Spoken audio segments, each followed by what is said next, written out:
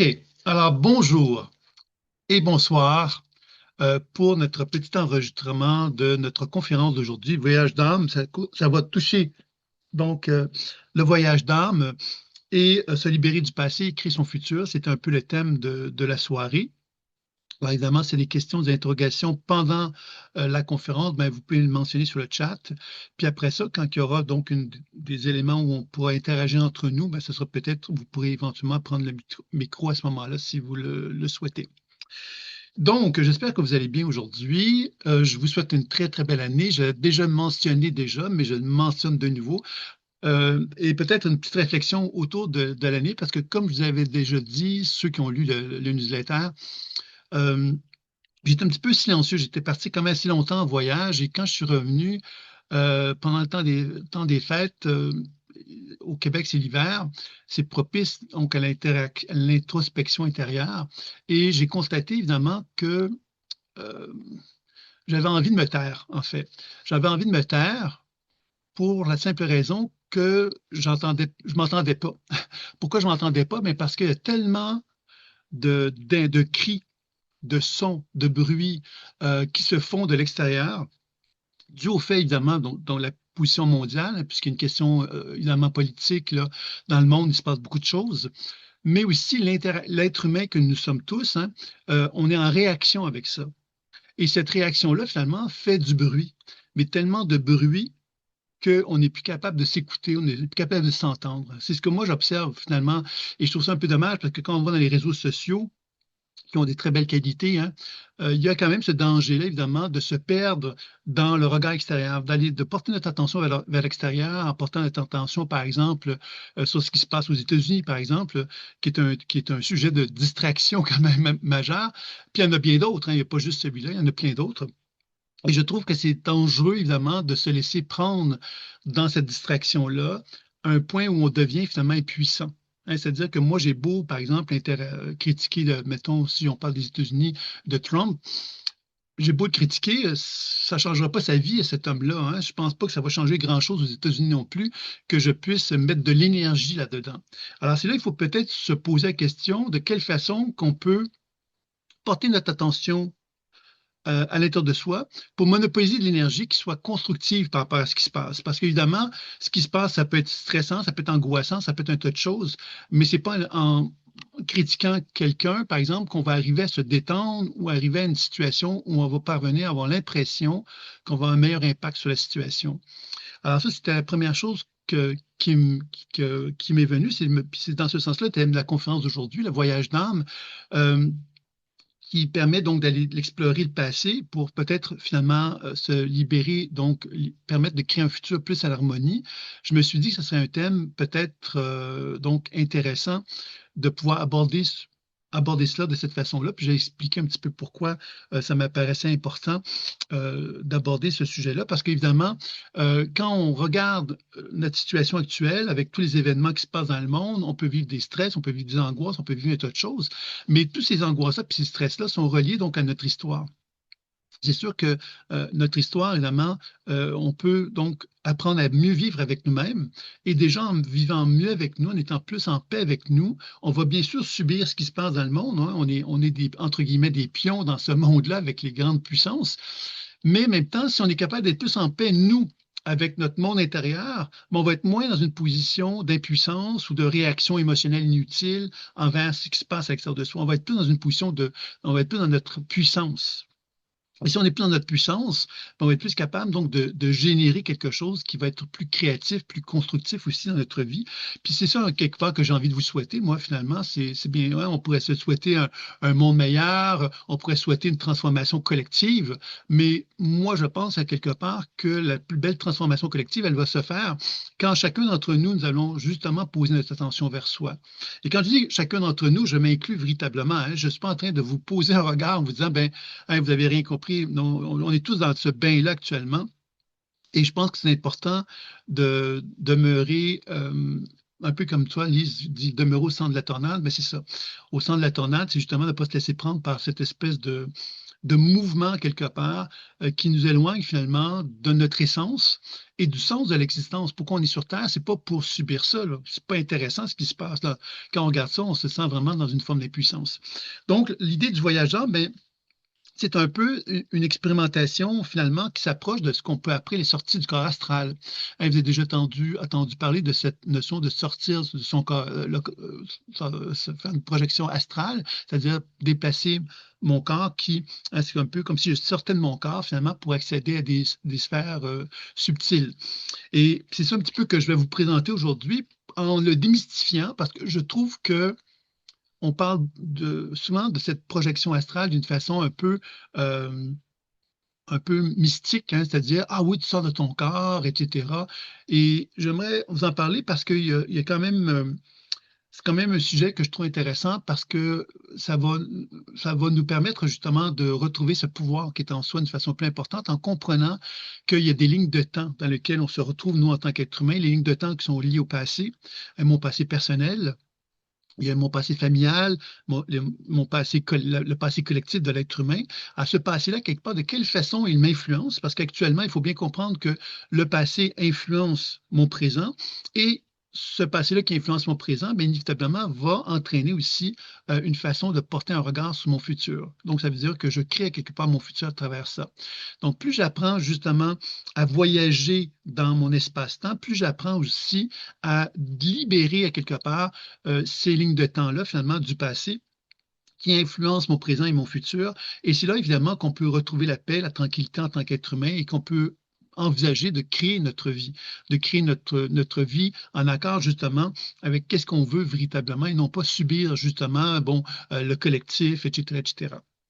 Donc, la première chose dont vous avez envie de vous parler, donc, c'était un petit peu de cette notion de la sortie du corps, puis je vais vous expliquer un peu comment ça peut se faire d'une façon bien, bien simple. Vous allez voir que c'est pas compliqué.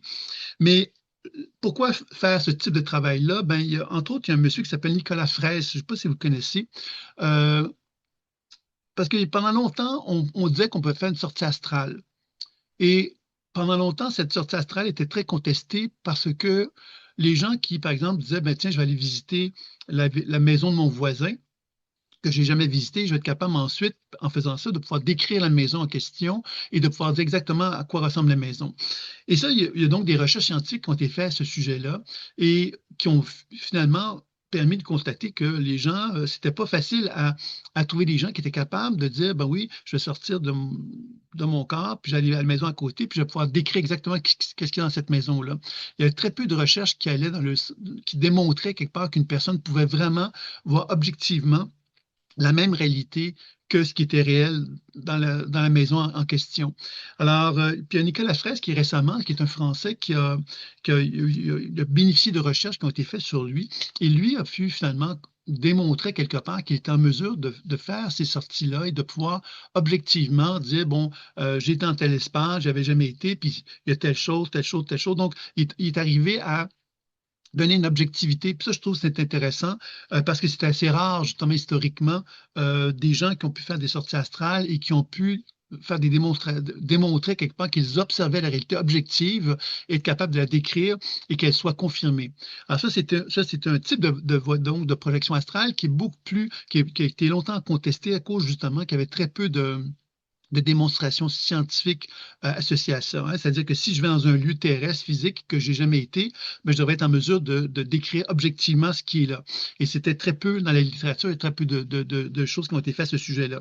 Il y a un autre type de projection astrale qui est celle dans laquelle on peut aller dans des lieux. Hein. C'est un peu un peu comme ce concept des annales akashiques, hein, c'est-à-dire une espèce d'espace dans lequel on peut bénéficier d'une connaissance. Je pense aux Murois Givaudan, entre autres, qui sont des Français aussi, qui ont fait un peu ce type de travail-là, qui ont entre autres Givaudan, M. Givaudan particulièrement, lui a travaillé beaucoup avec les avec Jésus, donc aller voir, hein, quelque part, aller chercher un enseignement de ce que Jésus avait vraiment retransmis, etc. Bon, la Vierge Marie, etc., etc.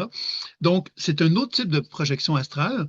Puis il y en a une troisième, c'est celle dont je vais vous parler davantage, hein, qui est orientée donc sur l'idée de quelle façon qu'on peut euh, euh, qu'on peut soigner le champ subtil et libérer la mémoire et favoriser donc un futur qui soit plus en harmonie avec soi. C'est celui-là que je vais vous parler parce que c'est celui que je connais le mieux. Les deux premiers, je connais certainement ce que Muruo Jivida ont fait, parce que c'est quelque chose que j'ai fait beaucoup dans le livre Le Messager, par exemple. C'est un enseignement d'une source intelligente qui m'a été retransmis, etc. Mais évidemment, quand on travaille d'un point de vue individuel, ça veut dire quoi? Ça veut donc dire que moi, Sylvain, ben, je peux aller voir, je ne sais pas moi, une personne de la pièce ici, dans la salle ici, et faire un travail sur elle. Et ce type de travail-là, mais évidemment, va exiger que moi, je déplace ma conscience vers cette autre personne-là et que je puisse interagir avec cette autre personne-là dans le monde subtil, finalement, sans qu'il y ait de problématiques d'espace, de distance, etc., etc. Donc, c'est ça un petit peu ce qu'on va explorer aujourd'hui. Ça va être beaucoup cet aspect-là. Puis peut-être que j'avais envie de vous parler un petit peu de l'univers superlumineux. L'univers superlumineux, qu'est-ce que c'est? C'est-à-dire que ça explique finalement de quelle façon que ce type de voyage d'âme-là peut être vécu. C'est-à-dire qu'il y a un physicien qui s'appelle Régis Dutheil qui a mis en évidence qu'on vit dans un monde terrestre dans lequel les particules vont plus lentement que la lumière.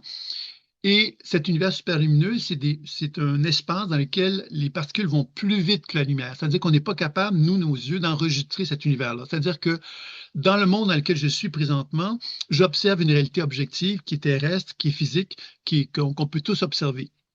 Maintenant, quand on rentre dans cet univers super lumineux-là, c'est-à-dire un univers dans lequel tout devient plus subtil parce qu'il n'est pas accessible à nos yeux physiques, ben, on se rend compte à quelque part que c'est une autre dimension qui fonctionne sur d'autres règles et d'autres lois. C'est ça un peu que Régis Dutheil, entre autres, avait démontré, puis pas juste lui, hein, plusieurs physiciens qui vont dans le même sens que cette vision-là. Et je voudrais vous parler un petit peu des propriétés associées à cet univers-là qui nous permettent de comprendre de quelle façon il est possible de faire ces voyages d'âme-là. Donc, le premier, c'est, on dit qu'il n'y a pas d'espace-temps. C'est-à-dire que quand moi j'observe le champ énergétique d'une personne, je vois son passé, son présent et son futur. C'est-à-dire que la personne est physiquement faite en chair et en os devant moi, sauf que dans son champ subtil, il est possible d'observer donc des informations associées au passé, associées au présent, puis associées au futur de cette même personne-là. C'est-à-dire qu'il y a des mémoires qui peuvent être associées à son champ énergétique, qui peuvent l'animer sans qu'il en soit conscient physiquement. C'est-à-dire que dans le subtil, dans cet univers super lumineux, il y a quelque part des mémoires qui sont là, qu'on traîne avec soi en quelque sorte. Et ces mémoires-là, finalement, sont des énergies qui sont associées à notre passé, qui peut être associé à un passé de notre histoire personnelle. Il peut être également associé à notre histoire familiale, même à des mémoires d'autres vies. Et ce passé-là, bien évidemment, si je l'ai dans mon champ énergétique, c'est qu'il m'influence. Et s'il m'influence, ça veut donc dire quelque part qu'il me programme. Il m'influence pour me programmer un futur qui va être coloré par cette programmation que j'ai. Donc, dans ce sens-là, évidemment, quand on regarde le champ énergétique d'une personne, quand on voit ce passé-là, le présent, c'est la personne dans sa dimension terrestre et le potentiel futur, on comprend que tout ce qui anime le champ énergétique d'une personne, bien évidemment, influence notre regard sur notre présent et notre futur. Et c'est dans ce sens-là, évidemment, qu'on va donc créer un futur qui va être en accord avec le passé qu'on a vécu. Et c'est pour ça qu'on peut donc l'influencer, ça, pour amener des changements. Et c'est ça un petit peu qu'on va explorer à mesure qu'on va avancer dans la conférence. L'autre élément qui est important de comprendre aussi dans cet univers super lumineux, c'est que l'information s'accumule sans cesse. Alors, quand on parle des annales akashiques, par exemple, alors qu'est-ce que c'est que les annales akashiques? C'est une bibliothèque du savoir humain, pourrait-on dire, qui se retrouve dans un lieu. C'est comme ça qu'en ésotérisme, on va souvent parler, lorsqu'on parle des annales akashiques, et quand on tient compte de la physique quantique, on pourrait dire que ce n'est pas un lieu, que c'est un espace. C'est un espace vibratoire. Et cet espace vibratoire, comme il n'y a pas d'espace-temps dedans, il n'y a donc pas de dimension géographique. C'est vraiment comme une vibration. Ça veut donc dire quelque part que si moi, j'ai la capacité de voyager par ma conscience à une certaine vibration, je peux me syntoniser avec cet univers-là. Et c'est là que je vais découvrir que dans cet univers-là, il y a des informations qui s'accumulent sans cesse, ce qui veut donc dire que tout ce qui avait été vécu dans l'histoire de la vie de l'humanité depuis le début des temps se retrouve là et qu'il suffit que moi, par ma volonté, par mon intention, je puisse voyager dans cet espace-là pour aller chercher l'information requise selon ma capacité à me rendre réceptif à elle. Alors, vous comprenez que ça devient très intéressant quand on commence à faire ce type de voyage-là et qu'on est capable d'interagir avec ce savoir-là. On peut avoir accès à énormément d'informations, énormément de richesses, et c'est ça qui est intéressant, puisque l'autre élément que Régis Tay a mis en évidence dans cette idée d'un univers superlumineux, c'est qu'il est organisé et intelligent. C'est-à-dire que non seulement une information qui s'accumule sans cesse, mais cette information semble être dotée de sagesse, elle semble dotée de conscience, et elle semble nous amener vers quelque part.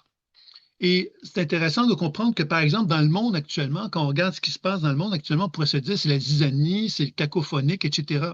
Mais si on était capable de s'élever très, très haut dans le ciel pour regarder cette cacophonie-là, on pourrait y voir justement quelque chose de beaucoup plus organisé, beaucoup plus intelligent que ce que nous, on peut être capable de concevoir actuellement. C'est-à-dire qu'on est en train d'assister à un changement de paradigme dans le monde, ça c'est clair, et ce paradigme-là nous amène à constater quelque part qu'il y a des pouvoirs de force qui se font à travers ça et qui amènent donc un changement de conscience qui va évidemment donc envisager le monde collectif différemment, puisqu'on va constater peut-être que des pays comme la Chine, la Russie, par exemple, qui sont en train, à quelque part, de prendre une position plus forte, plus puissante, par exemple, par rapport aux États-Unis, par exemple, pour donner un exemple, puis l'Europe qui est peut-être en train de s'effondrer, entre guillemets, puis il y a tout un réaménagement qui va se faire à travers tout ça.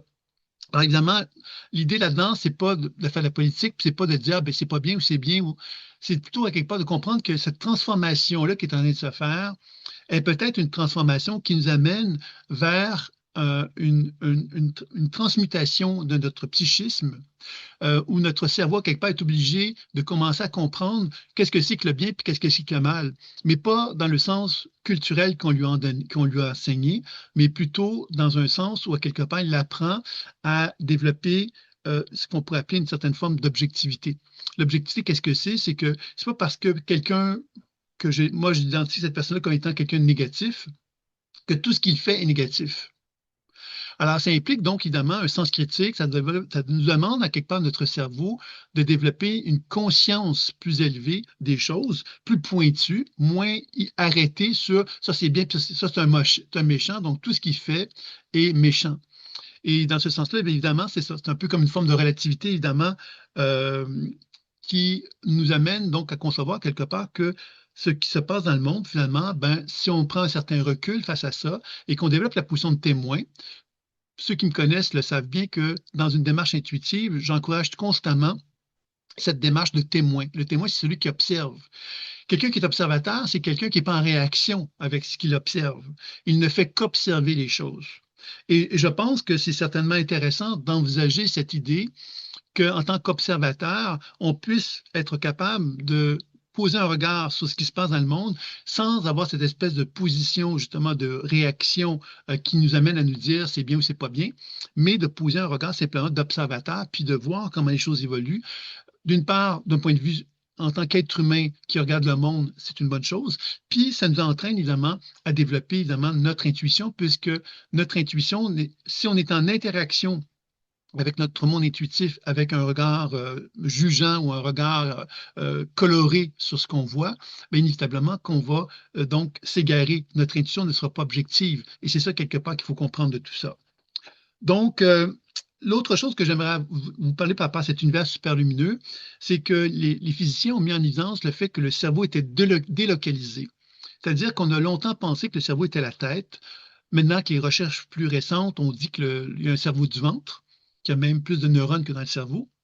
On dit aussi qu'il y a un cerveau du cœur, il y a un cerveau de la tête, et on pourrait dire qu'il y a un cerveau délocalisé, ce qui veut donc dire que ma conscience, à moi, elle est partout dans mon champ énergétique. C'est ça qu'il faut comprendre. Ça veut donc dire que quand on parle d'une sortie d'un voyage d'âme, ben on comprend quelque part que le voyage d'âme consiste justement à utiliser cette conscience délocalisée pour qu'elle puisse se déplacer qu'elle puisse se déplacer là où on le souhaite. Et comme on sait que dans cet univers super lumineux dont je vous ai parlé tout à l'heure, il est possible de voyager euh, sans tenir compte de l'espace-temps. ben, quelque part, on comprend ici que dans cet univers-là, bien évidemment, on peut accéder à plein de choses. Quelqu'un qui est en Chine, ben, moi, je peux me mettre en relation avec cette personne qui est en Chine sans aucune difficulté, puisque cette idée du voyage d'âme ben, fait qu'on n'a pas d'espace-temps qui nous sépare, moi, avec la personne qui est en Chine, parce que dans cet univers super lumineux, il n'y a pas cette dimension-là. Est-ce que c'est clair sur tout ce que je vous raconte jusqu'à maintenant? C'est bon? J'ai réussi à me calmer suite à ce qui s'est passé tout à l'heure, donc c'est bon. Donc, s'il y a des questions d'interrogation, mais vous me le faites savoir.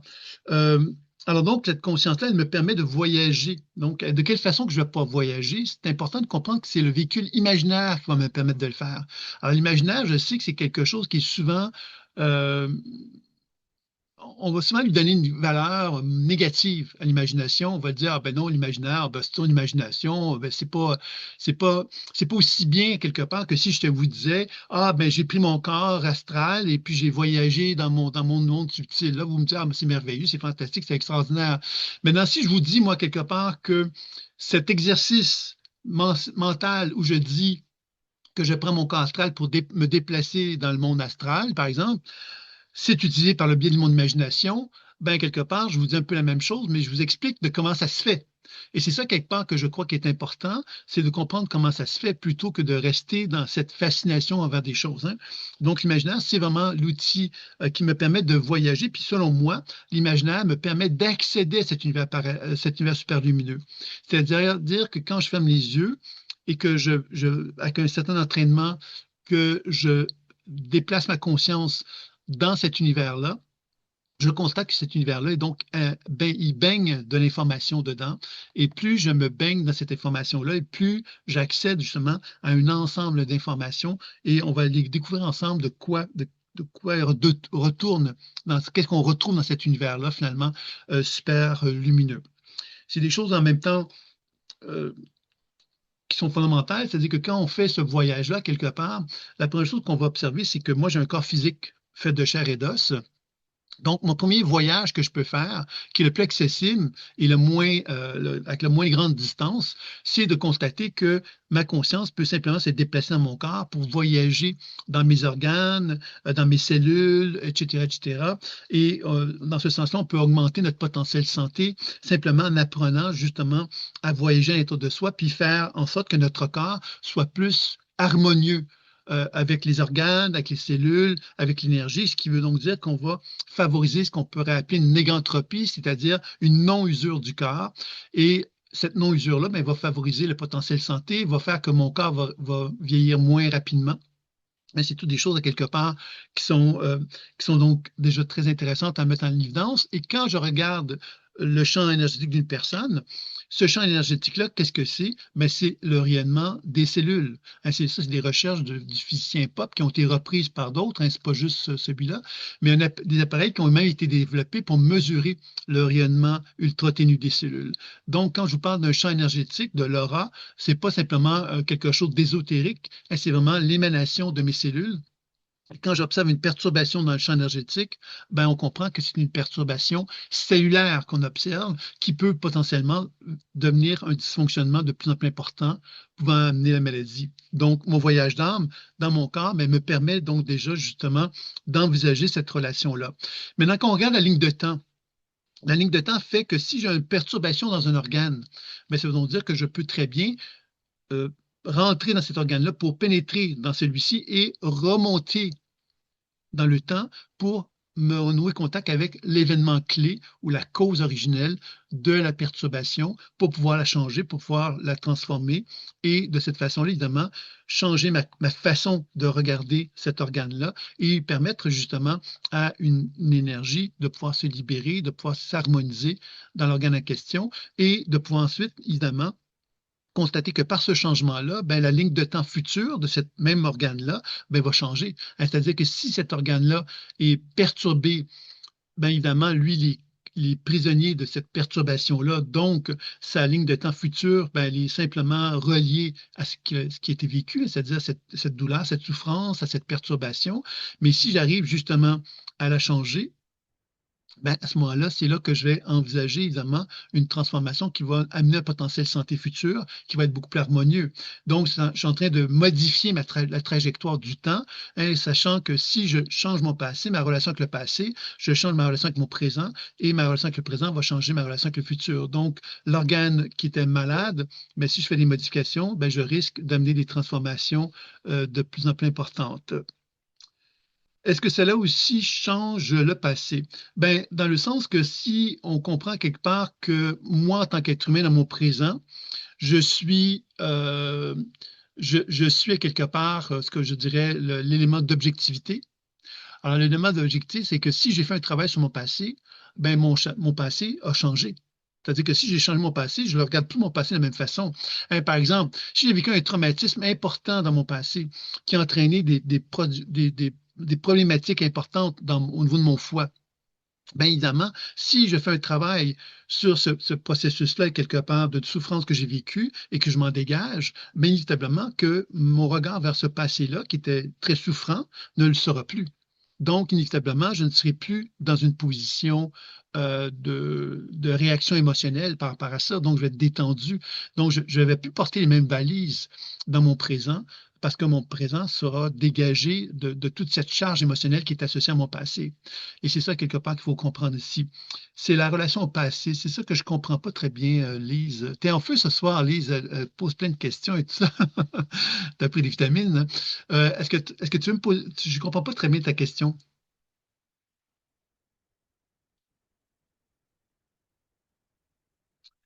Donc, je vais laisser le soin à Lise de préciser sa question. Ah, tu peux prendre le micro aussi, hein, si tu voulais.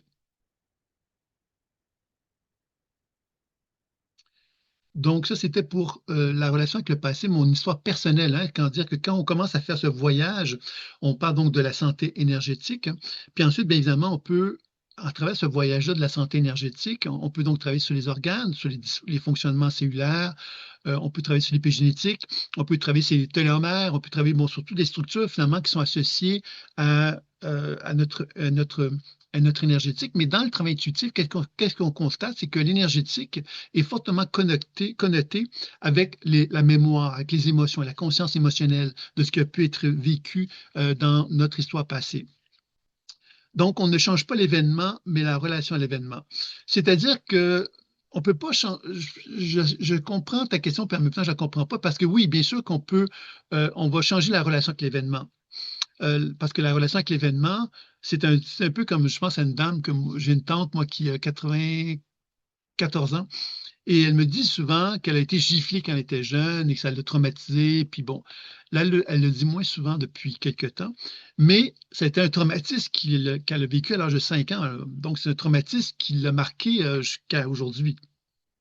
À certain que si il y a un travail qui a été fait avec elle pour justement se dégager de cette charge émotionnelle-là, ben, elle aurait évidemment une relation avec le passé où elle serait plus en état de traumatisme par rapport à ça. Et c'est ce qui est important de comprendre, c'est que si tu n'as plus de traumatisme par rapport à ça, ça veut donc dire que tu t'es réunifié à ça, tu t'as fait la paix avec. Et si tu as fait la paix avec ça, bien évidemment, ton présent et ton futur n'est plus coloré par le traumatisme qui a été vécu. Et c'est dans ce sens-là que je dirais qu'on change l'événement. Maintenant, on ne change pas l'événement dans le sens que l'événement ne se plus c'est un événement objectif, hein, il s'est passé quelque chose. Sauf qu'on s'est déchargé de l'émotion, de toute la souffrance qui est associée à ça. Donc, un événement objectif, par exemple, si mon père a abusé de moi, par exemple, étant jeune, ben, je peux pas changer l'événement. Il a abusé de moi, c'est une réalité. Sauf que je peux me dégager de la charge émotionnelle qui est associée à ça, de façon à ce que je puisse être en paix avec la situation, puis que je puisse pardonner, puis que je puisse passer à autre chose. C'est dans ce sens-là que je dirais ça. Donc, ça, c'était un petit peu pour un petit peu l'aspect de l'idée de voyager dans le corps, hein, pour finalement renouer contact avec un potentiel santé optimal. Il est possible aussi dans ce même voyage-là, en fin de compte, de constater que dans mon champ énergétique, dans mes cellules, il y a donc des mémoires. Et ces mémoires-là, quelque part, peuvent se manifester dans mon corps, mais elles peuvent se manifester à l'extérieur de mon corps. C'est là que le voyage commence, hein. On commence à prendre conscience que mon champ énergétique dégage une certaine lumière, et cette lumière-là, dans cette lumière-là, il y a de l'information mémorielle. Cette information mémorielle appartient à mon histoire personnelle. Ça veut donc dire que je peux retrouver des événements de mon enfance, hein. Je peux voir moi, Sylvain, à l'âge de 5 ans, en train de souffrir ou en train de vivre quelque chose qu'il a vécu à ce moment-là. Je peux me voir à l'âge de 12 ans, je peux me voir à l'âge de 20 ans, et ainsi de suite. Je peux me voir à travers toutes les phases de ma vie, dans des expériences, dans des souvenirs, dans des traumatismes que j'ai pu vivre ou des bons coups que j'ai pu vivre également. Alors évidemment, ce voyage-là, quelque part, se fait pas dans un sens de voyeurisme, bien sûr, hein, on le fait pas parce que on veut simplement faire du voyeurisme. On constate que quand on fait ce voyage-là, c'est un peu comme si la conscience qui a amené l'être que je suis me met en contact avec des mémoires, et ces mémoires-là, si je suis en mesure de les contacter, c'est parce qu'elles ont un message à me transmettre. Elles ont quelque chose à me dire. Elles ont quelque chose à guérir, en fin de compte.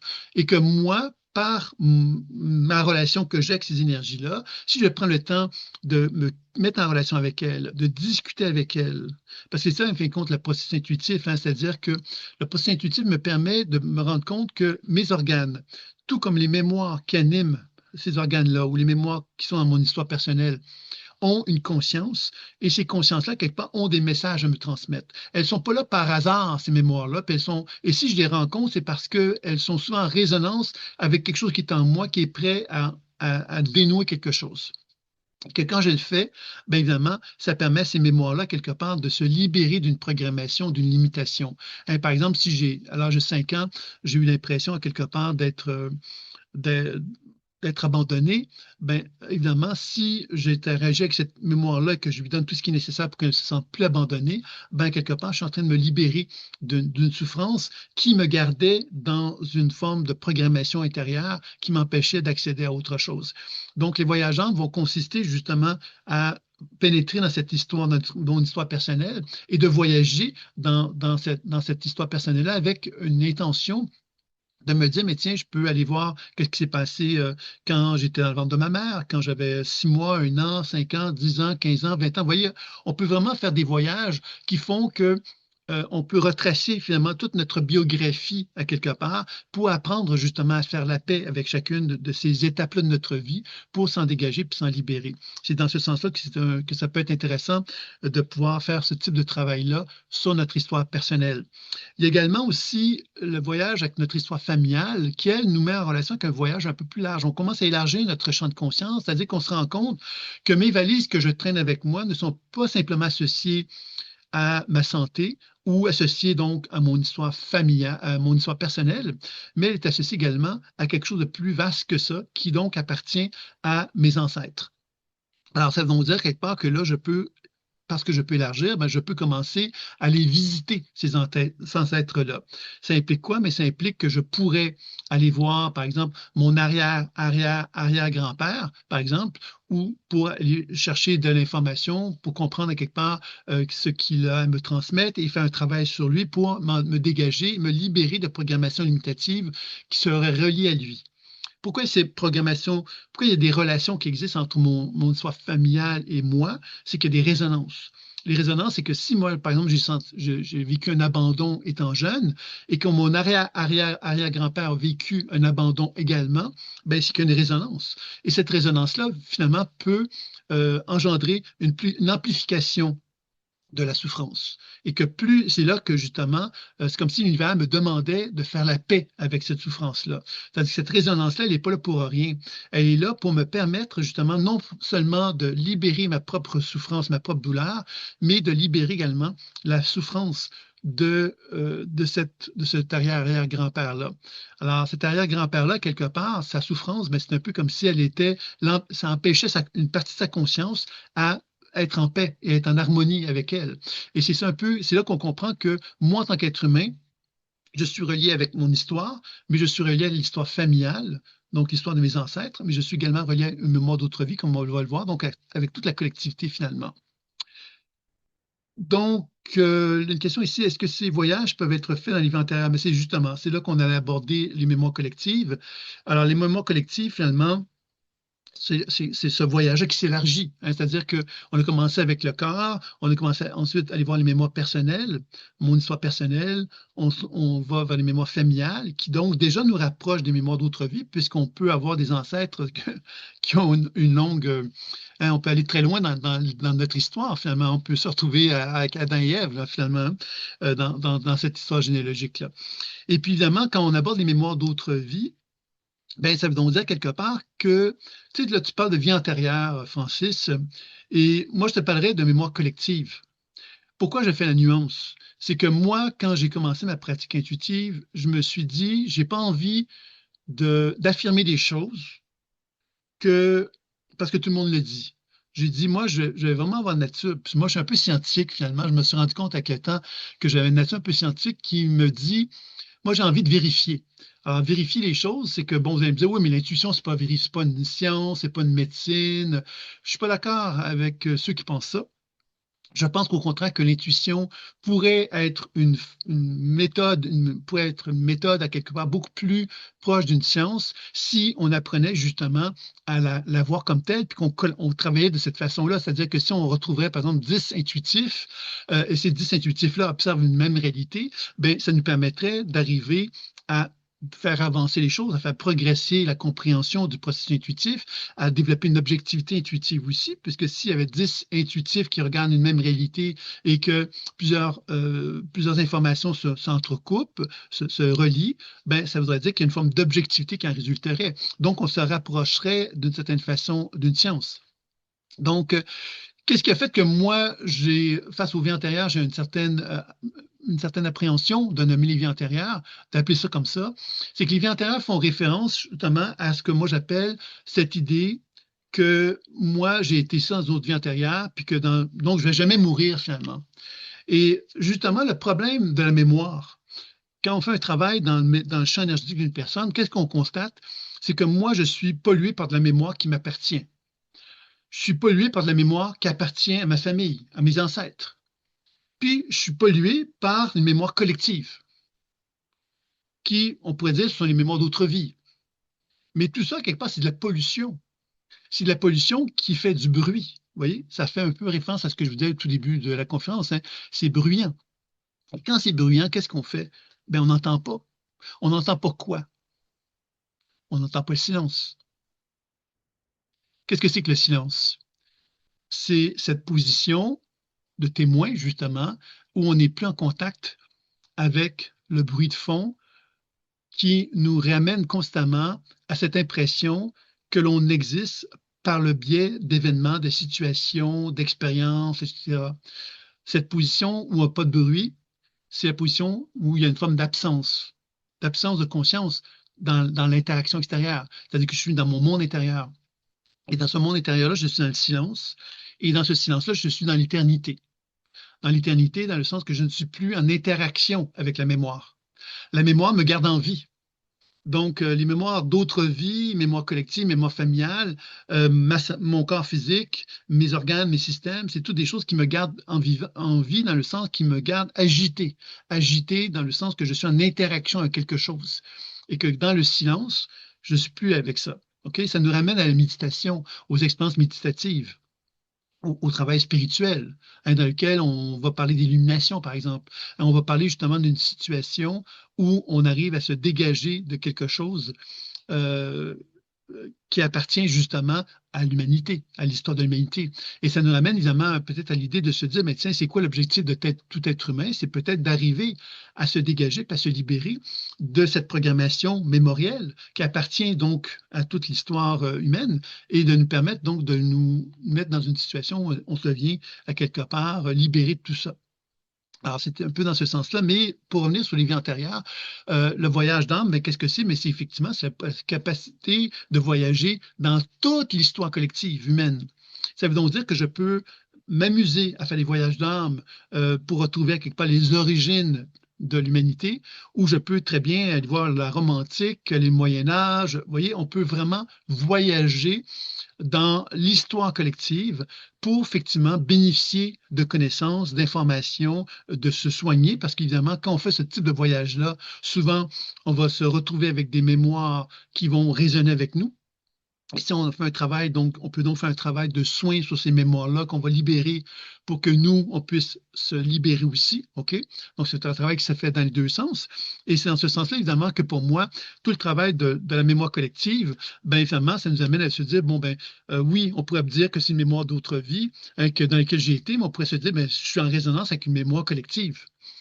Et cette mémoire collective-là, finalement, me donne l'opportunité de délaisser un petit peu mon ego, de délaisser un petit peu ma volonté, quelque part, de ne pas vouloir mourir, parce que quand on fait référence aux mémoires d'autres vies, ça fait référence aussi au fait que demain, ben, si je meurs, ben, je ne serai pas mort parce qu'évidemment, je pourrais me réincarner. Une espèce de position comme celle-là qui amène un questionnement, parce que ceux qui ont lu le livre Le Messager, par exemple, que j'ai écrit, qui est un récit initiatique, qui met en lisant cette notion que la mémoire, elle empêche l'humain d'écouter le silence. Elle empêche l'humain de retrouver quelque part cet espace d'éternité dans lequel il y a quelque part Dieu. On va l'appeler comme ça. Et ce Dieu-là, quelque part, quand on est plein de lui, ben, on n'a plus besoin quelque part de se remplir de toutes ces interactions, de toutes ces agitations mémorielles qu'on va retrouver dans notre histoire. Donc, le voyage d'âme avec les mémoires collectives, bien évidemment, ça veut donc dire quelque part qu'on peut voyager selon notre bon vouloir dans l'histoire collective pour finalement bénéficier d'une connaissance, mais aussi effectivement déprogrammer quelque part toutes les mémoires qui résonnent avec nous et qui nous empêchent de progresser et d'avancer, d'évoluer, puisque plus on se déprogramme, plus on est dégagé, et plus on est dégagé, mais plus on est libre finalement de toutes ces limitations qu'on pourrait traîner avec soi. Et c'est là qu'on devient un être humain à part entière, parce on devient créateur, finalement, on devient libéré de toute cette programmation qui a pu nous inhiber jusqu'à maintenant. Je ne sais pas si je suis clair par rapport à ça, s'il y a des gens qui veulent me le faire savoir. Euh, ce qui tu décris, ce que tu décris, un solitaire. Marussia, bonjour Marussia, mais là je ne comprends pas très bien ce que tu veux dire. Ce que tu décris, un solitaire. Oui, mais dans la démarche spirituelle, il faut bien comprendre que la démarche spirituelle est une démarche solitaire. Ce qui ne veut pas dire quelque part que parce que tu es solitaire dans ta démarche spirituelle, que tu es obligé d'être solitaire dans ta démarche interactive avec les êtres humains. La démarche personnelle, cette démarche finalement de retrouver quelque part cette solitude-là, c'est de reconnaître finalement que je suis plein. Alors, cette solitude-là, finalement, c'est une solitude intéressante. Parce que quand on est plein, qu'est-ce qu'on fait? On voit Trump arriver, passer. Là, je vais prendre l'exemple de Trump, parce que c'est un terme quand même que beaucoup de gens, je pense, vous allez reconnaître ce que ça veut dire. On voit Trump, puis on réagit, tu vois. Alors, quand on est plein, on n'a pas besoin de réagir à des situations comme ça. C'est futile, c'est pas intéressant.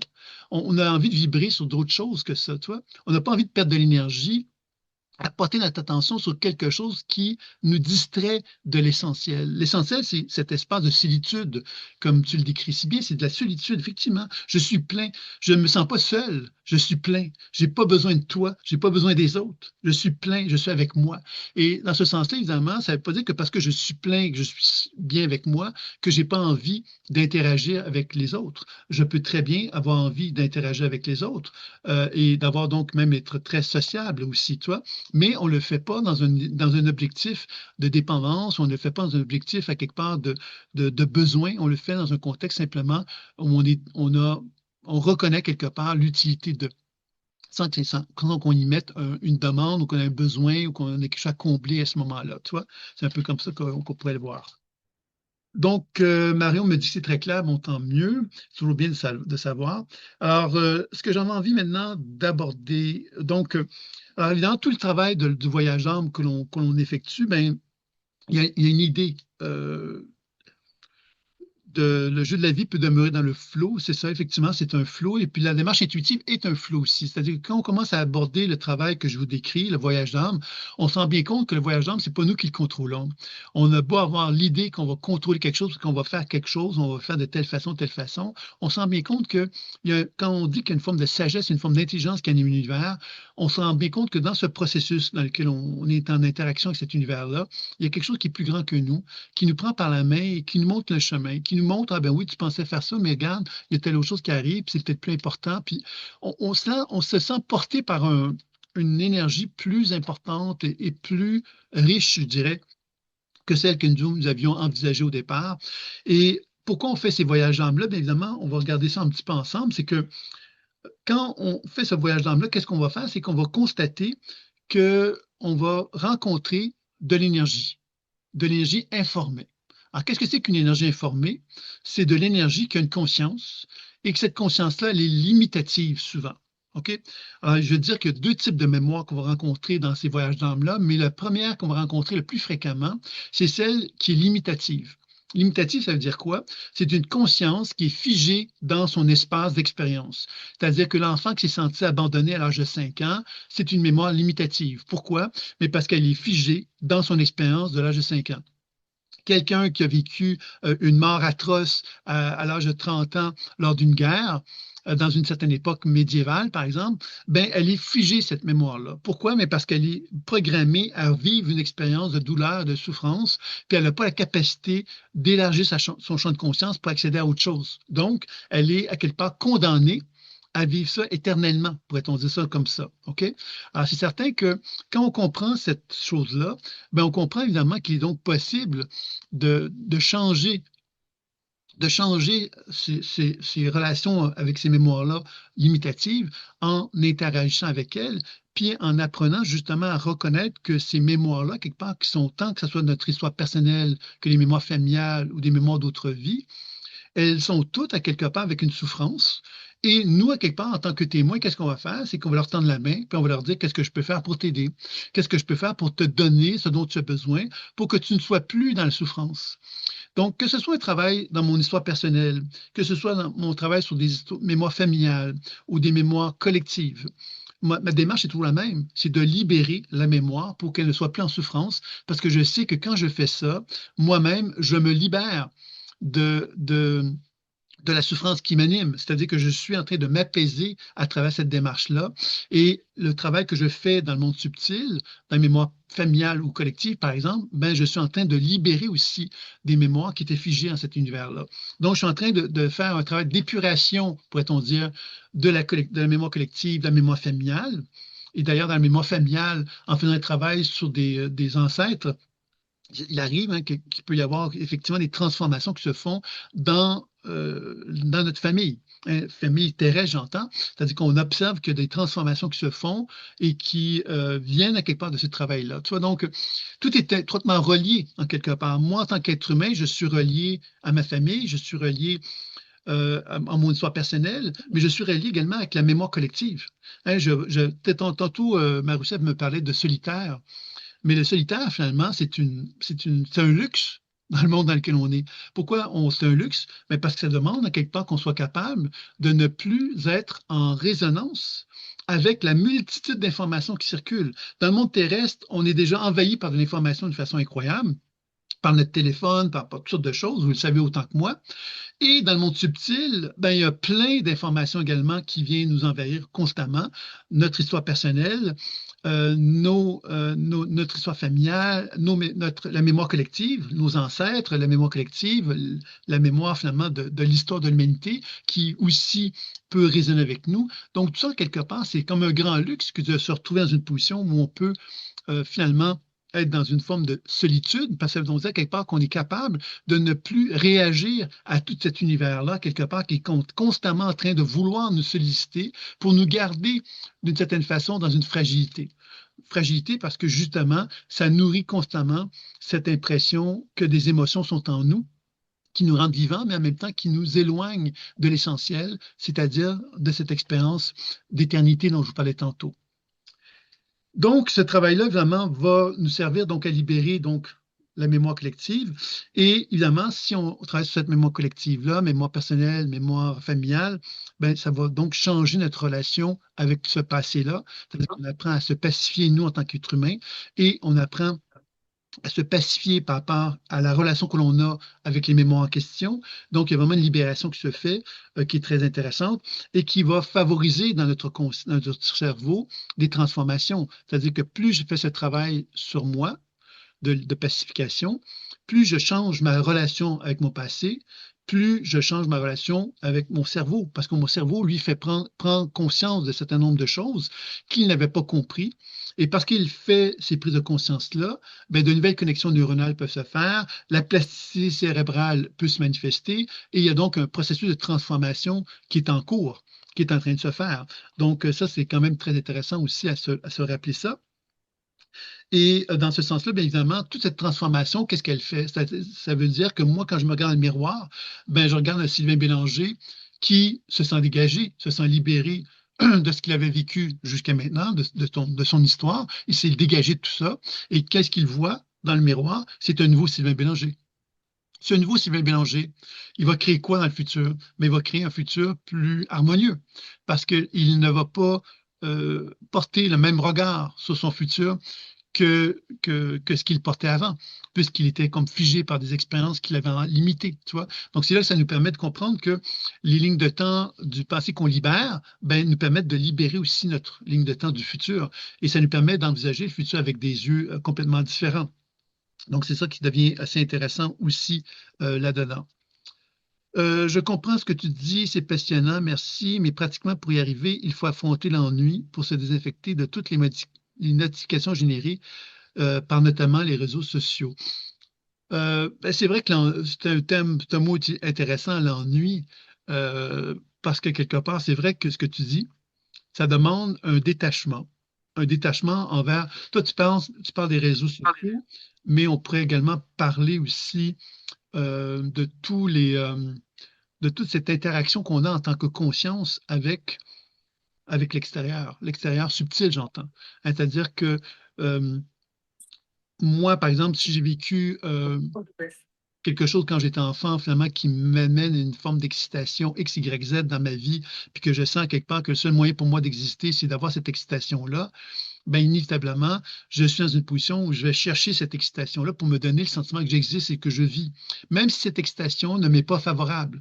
Hein, par exemple, si me faire humilier, par exemple, régulièrement me nourrit parce que c'est ce que j'ai vécu quand j'étais enfant, ben quelque part, je vais chercher à vivre cette humiliation-là pour me donner un sens à mon existence, pour en nourrir quelque part le fait que j'existe. Vous voyez comme c'est absurde, mais c'est comme ça. Donc, c'est certain que l'ennui, ça implique à quelque part cette capacité qu'on a de se détacher de quelque chose qui nous rend vivants, mais en même temps qui nous rend vivants d'une façon malsaine, qui nous rend vivants, mais d'une façon qui n'est pas favorable à la santé, puis favorable à notre évolution, puis à notre bonheur, finalement. Donc, il y a des choix à faire qui sont douloureux. Et ces choix-là, quelque part, c'est pas tant l'ennui que cette position, quelque part, de faire des deuils. Et faire des deuils, ça nous ramène donc effectivement à un genre de lâcher prise. Puis ça nous ramène sans doute aussi à renouer contact avec ce que j'appelle, moi, la plénitude. Tu vois, quand on dit retrouver la plénitude, ça veut dire quoi? Ça veut dire finalement de se retrouver dans une position où on peut donc reconnaître à quelque part qu'on est en train de retrouver finalement notre réelle identité. Cette réelle identité, elle n'est pas colorée par des expériences qui nous excitent et qui nous éloignent de notre essence. Notre essence, on est détaché, on devient capable de regarder ces excitations-là, puis on est capable de poser un regard dessus tout en étant calme et sans être dans une position où on a envie de revivre ces excitations-là parce qu'on reconnaît quelque part que c'est comme une invitation à quelque chose qui nous éloigne de notre essence. Et on n'a plus l'envie, on n'a plus le désir, tu vois.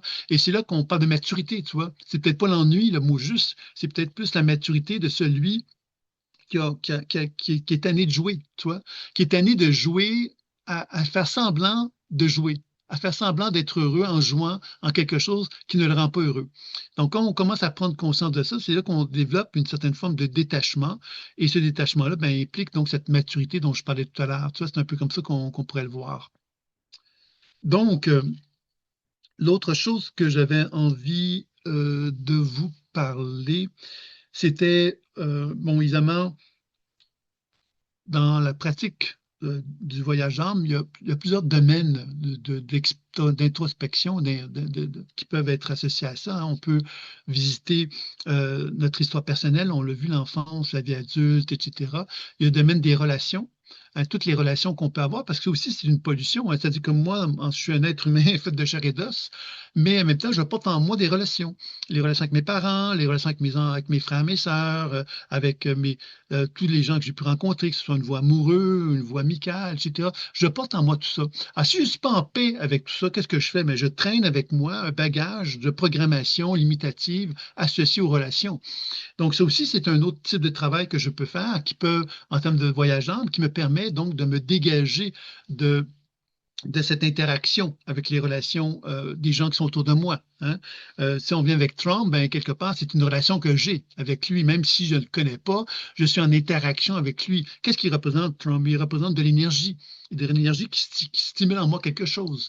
Donc, si je n'apprends pas à faire la paix avec cette énergie-là, qui est stimulée par ça, ben, je suis en réaction. Et cette réaction ben, m'empêche, à quelque part, d'être dans ma position originelle, c'est-à-dire d'être dans mon essence, dans ma fondation. Tu vois, c'est ça que je pense qui est important, quelque part, de comprendre de tout ça.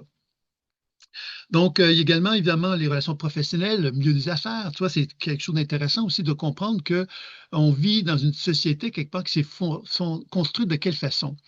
Elle s'est construite parce que des êtres humains ont voulu, par exemple, mettre de l'argent, ont voulu créer de l'argent, ils ont voulu créer des règles, des lois, des sociétés. Et nous, en quelque part, en tant qu'êtres humains, on a été pris là-dedans, pris par une programmation, par des structures, par des cadres qui nous ont obligés à concevoir que la société était comme ça, puis qu'on devait fonctionner comme ça, puis on devait vivre de telle façon, etc.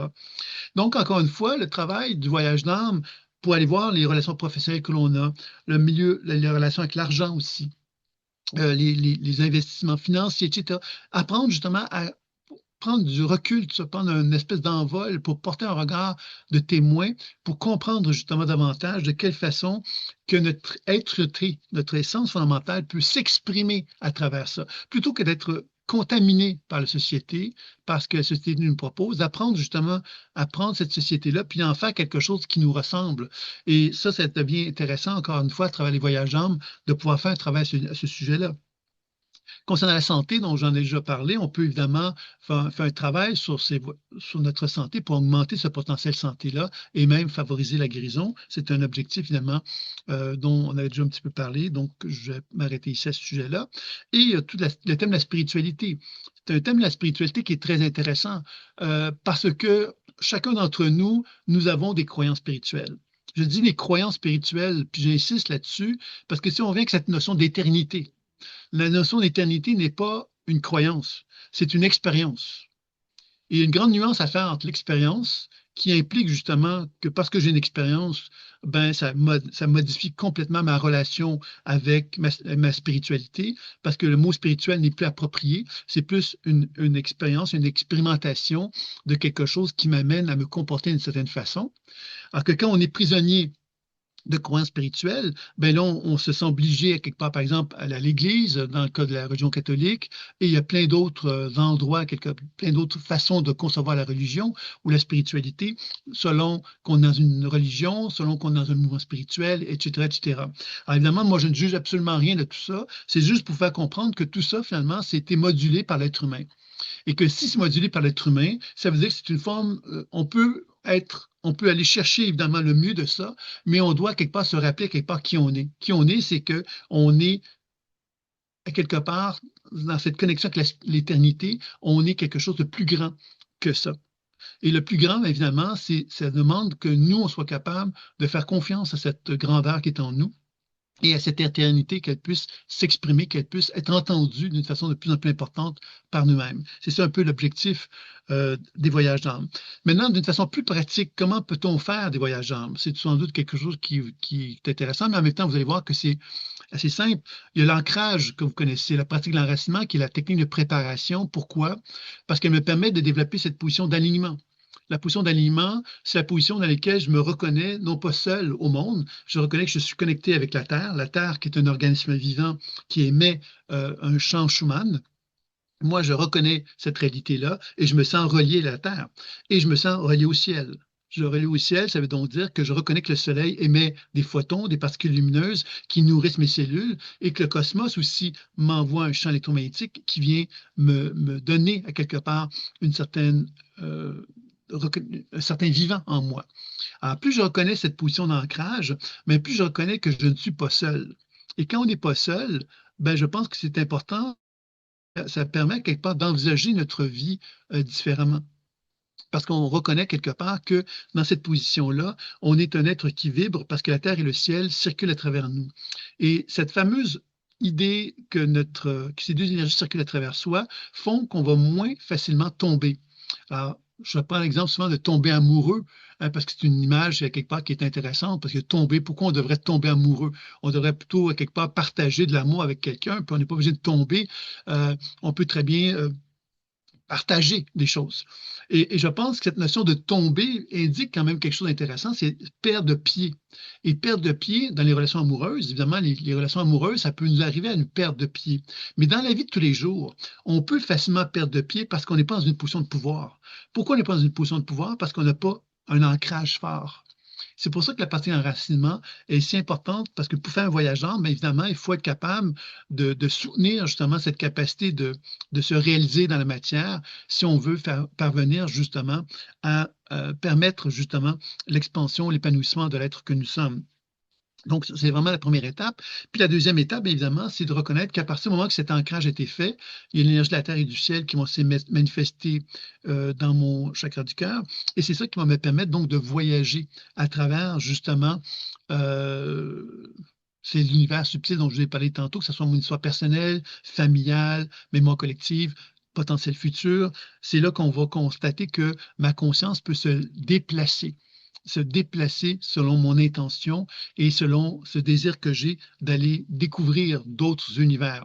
Alors évidemment, on a fait un travail, on a plus orienté la pratique sur soi, mais si on comprend quelque part que moi, je peux donc me relier à quelqu'un qui est en Chine et pouvoir percevoir des choses de cette personne-là qui est en Chine alors que je suis au Québec, par exemple, c'est tout simplement parce que on n'est pas dans un monde où l'espace-temps a de l'importance dans cet univers-là. On peut voyager à la vitesse de la lumière, donc on peut vraiment se retrouver dans une position où toute cette conscience, quelque part, qui peut se déplacer, mais elle peut se déplacer en moi, elle peut se déplacer dans l'univers mémoriel, mais elle peut se déplacer également pour se connecter avec quelqu'un qui est dans un autre espace-temps et avec lesquels on peut constater que cette personne-là, ben, elle a un potentiel santé qui émane de ses cellules, elle a quelque part des mémoires personnelles, mémoires familiales, mémoires d'autres vies qui l'animent, et ainsi de suite. Donc, de la même façon, on peut travailler de cette façon-là avec ces personnes-là également.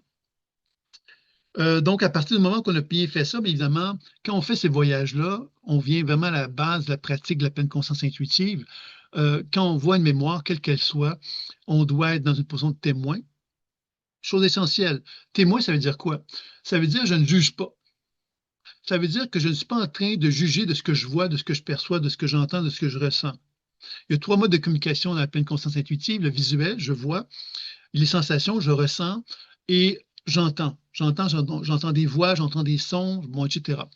La première étape, c'est de décrire ce qu'on voit, entend et ressent. Donc, décrire, ça veut donc dire quelque part que je ne suis pas dans une position où je suis en train euh, d'interpréter ce que je vois. Je suis plutôt en train de chercher à donner de l'espace pour que ce qui est là soit manifesté vers moi et qu'il puisse me transmettre de l'information. Ça, c'est une chose qui est importante de bien comprendre. Puis à partir du moment que j'ai pris le temps de laisser parler cette sagesse qui est là, cette information qui est là, je vais ensuite chercher à la interagir avec elle pour la déprogrammer, la libérer de sa programmation. Donc, de quelle façon? Mais c'est par le pouvoir de l'intention. L'intention, c'est être capable de générer dans mon espace de conscience, hein, des énergies qui vont permettre de libérer l'énergie en question. Par exemple, si la mémoire en question me dit j'ai besoin de liberté, ben, je peux, par mon intention, me référer à ce que j'ai expérimenté comme étant de la liberté dans ma vie pour donc transmettre de l'information de liberté vers l'énergie en question. Et c'est là que je vais constater qu'il y a des transformations qui vont en résulter, qui vont me montrer quelque part de quelle façon que cette énergie se modifie devant mes yeux par le fait que je lui donne ce qu'elle me demande et que je la libère de sa programmation, de sa limitation. Qu'est-ce qu'on va observer à ce moment-là? C'est que la mémoire qui était limitative va devenir une mémoire de plus en plus expansive. C'est-à-dire que plus la mémoire se libère de sa limitation, de son identification limitative, plus elle me permet de voir son épanouissement prendre forme.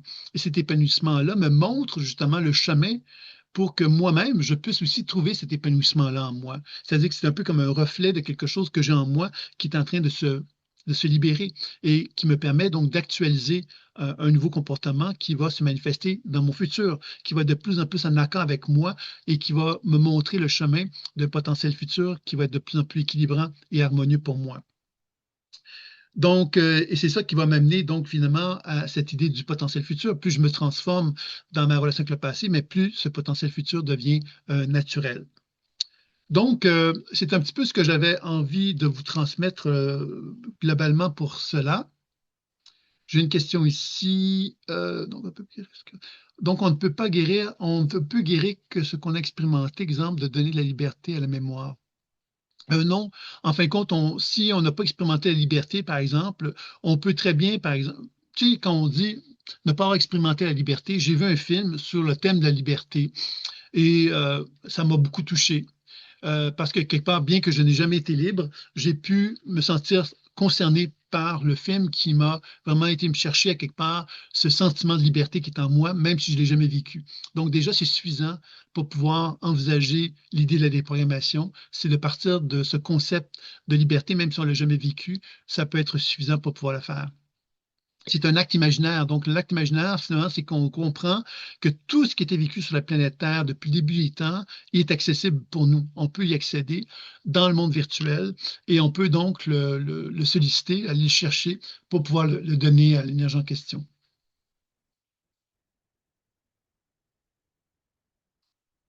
Donc, voilà, voilà, c'est un petit peu ça. Donc, maintenant, quand on comprend tout ce que je viens de vous donner comme information, euh, évidemment, quelle serait la prochaine étape? Ben, la prochaine étape, c'est que vous allez recevoir, bien sûr, le replay de la conférence, mais vous allez recevoir également une invitation dans les prochains jours, peut-être quelque chose comme ça, d'une formation qui va avoir lieu dans les prochaines semaines sur le voyage d'âme et vous pourrez voir un petit peu de quoi il en détourne, etc. Il y a donc un volet personnel et professionnel sans certification, puis il y en a un troisième avec une certification. Donc, vous pourrez jeter un coup d'œil sur les diverses options qui viendront. Donc, ça, ce sera un peu un truc que je vais vous laisser. Donc, vous allez recevoir une information à ce sujet-là. Donc, il n'y a pas de souci à ce moment-là. Et puis, maintenant, nous arrivons donc à la partie pratique de la chose. Donc, euh, la lecture d'âme, est-ce que des gens, quelque part, on pourrait commencer avec la lecture d'âme, qui est toujours quand même un volet qui est intéressant. Il y a Chabelle qui s'est dit volontaire. Chabelle, est-ce que tu as un thème que tu voudrais qu'on regarde parmi tous les thèmes qui ont été vus aujourd'hui? Oui, bonjour Sylvain, bonne année. Je Merci me à toi aussi. demandais s'il y avait quelque chose dans mon histoire personnelle ou relationnelle, une programmation limitative qui aurait besoin d'être libérée, ce serait ça mon thème. OK, donc c'est assez général finalement. Oui, Hein, c'est ouvert. Tu me laisses l'espace un oui, espace de oui, jeu. absolument. C'est bien, c'est bien.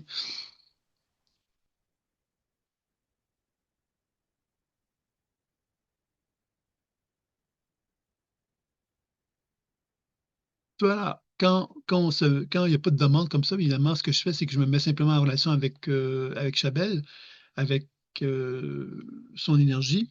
Et la première chose qui apparaît, tu vois, puis c'est là quand je vous dis qu'il y a une forme d'intelligence dans la perception, c'est-à-dire qu'il apparaît à ce moment-là une tension au niveau de la région de la gorge, tu vois, et qui est vraiment reliée à ce que moi j'appelle la foi. La foi, bien évidemment, c'est que, tu sais, objectivement, il y a des choses qui se passent dans la vie. Mais on peut se dire, ben non, c'est pas ça.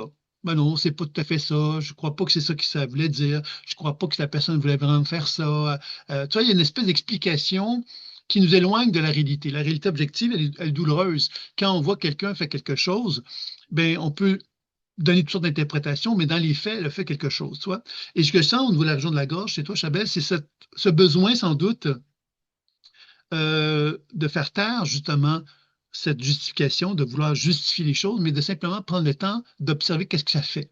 Qu'est-ce que ça fait dans le corps, tu vois? Parce que si ça fait dans le corps quelque chose, ben, quelle que soit la raison pourquoi la personne le fait, le vrai, c'est que toi, tu ressens quelque chose, que ça a provoqué en toi quelque chose. Et si ça a provoqué quelque chose en toi, je pense que c'est intéressant de prendre un papier et un crayon, puis de dire, ben oui, c'est quoi que j'ai ressenti, c'est quoi que j'ai expérimenté, etc. Puis éventuellement, peut-être, prendre le temps de parler avec les gens concernés pour leur faire part de ce que nous, on a vécu. On n'est pas en train de les attaquer. On est juste en train de leur faire part, par contre, d'un vécu qu'on a vécu. Tu sais, on a vécu quelque chose et ce vécu-là, quelque part, a été douloureux. Et si on le partage avec les personnes concernées ou les personnes, ben, quelque part, c'est une occasion pour eux de pouvoir préciser les choses, de ce qu'ils ont vécu, de pourquoi ils l'ont fait, etc. Puis peut-être, effectivement, donc, d'arriver à une clarification à ce sujet-là. Et j'ai l'impression que ça serait une façon pour toi de te donner l'occasion d'être ce que moi j'appelle le mot qui me vient, mais je ne sais pas si tu vas le comprendre, c'est chialeuse. Je ne sais pas si ça te dit quelque chose, ce mot-là. Oui, oui, oui, monsieur. Oui, c'est un mot qui, je pense, que c'est québécois, chialeux. Je ne sais pas si on retrouve ça en France ou en Europe. Chialeux, c'est chialer, hein, c'est pas. Et chialer, finalement, ça veut dire quoi? Ça veut dire quelque part redescendre dans notre corps, plus bas, être moins ici, mais plus dans le bas de notre corps, plus dans le ventre, finalement, et plus reconnaître quelque part qu'il y a des choses qu'on ne trouve pas acceptables, puis que finalement, on a beau vouloir jouer à la personne mature, par exemple, eh bien, on se dit, ben non, moi, j'ai pas envie d'être la personne mature, j'ai envie, quelque part, de pouvoir justement manifester ma volonté de changer ça. Je sais pas si tu me suis par rapport à ça, Chaël. Oui, oui, tout à fait. Donc, si je comprends bien, c'est que j'avale comment je reçois l'information de la part des gens, c'est ça? En ce moment, je l'exprime pas ouvertement ou Oui, pas puis je pense assez. que tu as une forme de sagesse. Moi, je dis ça comme ceci, il y a quelque chose de beau chez toi, dans le sens qu'il y a une maturité. Maintenant, la maturité, des fois, elle est piégeante parce que la maturité, elle est valorisée par les autres. Hein, oh, t'es donc mature, toi, tu comprends donc les choses, mais quand on est mature, on est obligé de se taire. On est obligé de se taire parce qu'on ne peut pas ne pas être mature puisqu'on est valorisé par le fait qu'on est mature. Donc, si on veut être chialeux ou chialeuse, chialeux, ça veut dire quoi? Ça veut juste dire quelque part que je reconnais qu'en dedans de moi, ça me fait mal. J'ai beau être mature, mais ce que tu as fait m'a fait souffrir. Tu vois? J'ai beau comprendre pourquoi tu le fais, ça me dérange quand même. Ça vient me chercher en moi. Et c'est là qu'à quelque part, on devient un peu plus dans cette idée du chialeux. Chialeux en français, c'est un argot, ça veut dire pleurer. C'est peut-être pas ce que je voulais dire tout à fait, mais merci Marion de cette précision-là. Mais tu me suis, Chaga? Oui, oui, tout à fait. Donc, c'est ça un petit peu. Alors, évidemment, si on abordait un petit peu plus la chose en question, bien évidemment, l'idée de te retrouver dans le ventre, bien quelque part, c'est de retrouver quelque part ta puissance. Ta véritable maturité, elle est là.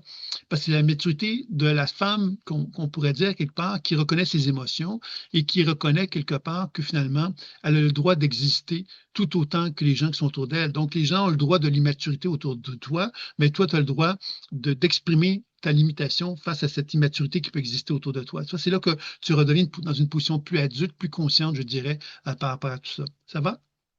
Oui, ça va. Donc, quand vous avez dit, le premier mot que vous avez dit, c'était gorge, ça veut dire que le chakra de la gorge est hypoactif en raison de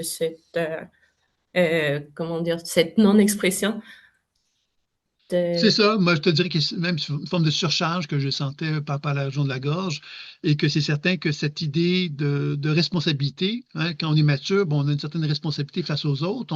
On en prend, on prend parce qu'on se dit, bon, ben, je comprends pourquoi elle fait ça, etc. Et je pense que c'est ça, tu as besoin de retrouver ton pouvoir, de remettre les pendules à l'heure, en disant, moi, ça m'appartient, ça t'appartient. J'ai pas envie de prendre ça sur mes épaules. Ça, c'est un peu comme ça qu'on pourrait le décrire. parfait. Merci beaucoup. Merci à toi. Est-ce qu'il y avait peut-être une deuxième personne qu'on pourrait faire pour est-ce que bon mais Mathieu, le prendre Mathieu qui me fait les grands signes. Pour les autres, ben, je suis désolé, mais j'ai pas pu vous je vois ce que je vois. J'essaie de me baser sur les signes. Alors, Mathieu, vas-y, je t'écoute. As-tu un thème? Moi, ce serait, je sais pas, assez ouvert aussi, quoi. Disons que je suis dans une phase de ma vie où il n'y a pas grand-chose qui se passe et je sais pas quoi. Franchement, je suis entre, j'hésite un peu entre continuer comme ça et puis me rapprocher de cette paix, là, ce silence, tout ça que tu décrivais avant. Soit me faire un peu violence et puis bon, me bouger les fesses pour, mais à quel prix? Voilà, pour ramener plus d'argent, quoi. Donc, Mais tu vois, la première chose que je te dirais par rapport à toi, c'est au niveau de tes jambes, tu vois, au niveau de ton bassin. Euh, Tu sais, la notion de combat. La notion de combat, ouais. tu sais, on dit fuir ou se battre, là, c'est la fuite ou le combat. Je pense que c'est ça, hein. On peut se battre ou on peut fuir. Et j'ai l'impression que toi, tu sais, quand on dit se battre, ça veut dire se battre avec les poings, hein, mais c'est développer quelque part le droit à se dire, j'ai le droit, moi, d'exister. J'ai le droit de prendre ma place. J'ai le droit de dire ceci, j'ai le droit de faire cela. Tu vois, il y a une notion d'identité. Ouais. L'identité, c'est de dire j'ai le droit de me faire entendre et d'exister. Je parle de ça parce que j'ai l'impression que dans ton enfance, ce droit à l'existence ne s'est pas développé. C'est-à-dire que tu n'as pas eu la chance de Euh, pouvoir t'émanciper en tant qu'homme, en tant qu'enfant. Et en tant qu'homme, tu n'as pas eu la chance de t'émanciper, de te faire entendre suffisamment. Et de cette façon-là, ben, quelque part, tu as appris effectivement à être dans le silence, mais un silence qui cache plein de choses. Ça cache plein de choses, c'est-à-dire ça cache de l'insatisfaction, ça cache un désir de prendre ta place, ça cache un désir de t'épanouir, ça cache, alors pour moi, il y a de l'ambition, ça cache de mm, l'ambition, tu vois. mm. Et j'ai l'impression que cette ambition-là, elle est intéressante. Puis avant de continuer, je vais juste faire un petit peu d'interaction énergétique avec toi, mais je vais te demander qu'est-ce que tu en penses de ce que je viens de te dire. Oui, ben, que j'ai pas le droit d'exister, oui, c'est une évidence, quoi, que je me débat un peu avec ça. Disons que je suis compositeur, mais je suis pas arrivé à faire connaître mes musiques.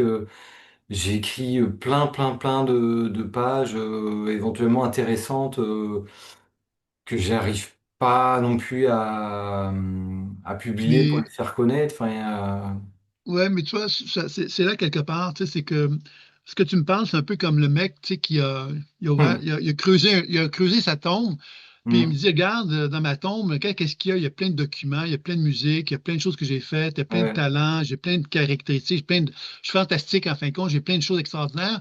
Ouais, mais comment ça se fait que c'est dans ta tombe? Ben, ouais, parce que ça serait mieux de sortir de ta tombe, puis de sortir, puis aller voir les gens. Enfin, tu vois, c'est rayonner, finalement. Tu vois, c'est de ouais, sortir de la tombe, c'est-à-dire ouais, de ouais. montrer quelque part que tu existes et Hum, que tu te donnes la permission, justement, d'incarner ta propre lumière. Tu vois, c'est incarner ta propre lumière, c'est vraiment mettre en lumière, justement, le fait que tu es quelqu'un qui a donc des compétences, des talents, et que tu dois maintenant évaluer de quelle façon ces talents-là peuvent être vus, être remarqués, être regardés. Tu comprends ce que je veux dire ou pas? ouais, ouais. Puis quand on fait bouger ton énergie, justement, c'est ce qu'on voit, c'est que il y a, tu sais, c'est comme le talent, tantôt je t'en ai parlé, c'est-à-dire qu'il y a de la fierté là-dedans. La fierté, c'est de se dire, mais je ne comprends pas qu'on me voit pas. Je ne comprends pas qu'on ne reconnaît pas mon talent. Je suis Hum, tellement talentueux, je suis tellement extraordinaire. Tu vois, il y a comme une prétention là-dedans. Et je te dis ça pour te faire comprendre que la prétention peut devenir un moteur, mais ça peut devenir également quelque chose qui t'énime. Pourquoi ça t'énime? Mais parce que tu te dis, mais je suis dans ma chambre, je suis dans mon garde-robe, j'exagère en le disant comme ça, et je ne comprends pas que personne ne me voit, personne ne m'entend pas, personne ne reconnaît ma musique, personne ne voit mes talents. Ben oui, mais t'es dans ton garde-robe. Sors de ton garde-robe. ouais, Et ouais. tu vois, c'est un peu Ouais, l'idée, tu vois. ouais, ouais, ouais, je suis d'accord. Ouais, ouais, ouais, y a pas de souci. Ouais, ouais, je suis conscient de Et ça. Ouais.